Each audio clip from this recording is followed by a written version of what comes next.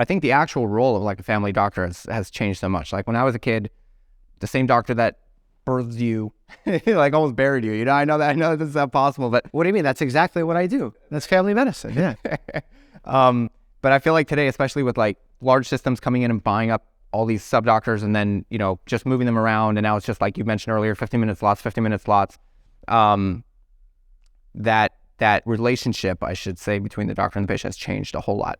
Yeah, there's two things that have happened, or two important things to point out here. One is it's still very regional. Like the Northeast, generally speaking, is very specialized, where family medicine doctors may find themselves lost because, like, most people would not go see a family medicine doctor here for a GYN issue, but in another part of the country, they absolutely would. And I do that in my practice.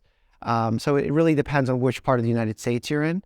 And then with the rise of the urgent care business model, you've seen this very, I would even say, bougie, modern, Gen Z, oh, I'm just going to go real quick, get a quick fix solution from this doctor, where the reality is that's not happening. Right. That person's not really giving you this full holistic view of your health.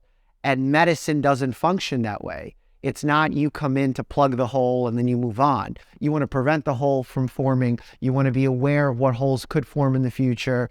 It's a much more holistic view that family medicine doctors have, even when it comes to communication. So many people go to urgent care, aren't happy with the level of communication, but that's what you get. It's very quick. It needs to be in and out the door. A lot of hedge funds and all these financial institutions own urgent cares by the dozens. So it's a very different model. And I think more people need to go back to the model of get a good PCP, start there, have a good quarterback for your health who can translate what the experts are saying, who can actually help you make the decision of whether you need the surgery or not. And I'm a big fan, as you can tell, of PCPs. Yeah. It's really interesting because I get to see healthcare from kind of bird's eye view, talking to really interesting people and all that. But yesterday I had the unfortunate opportunity of experiencing healthcare from the inside. Actually, I spent the day in the ER. Okay.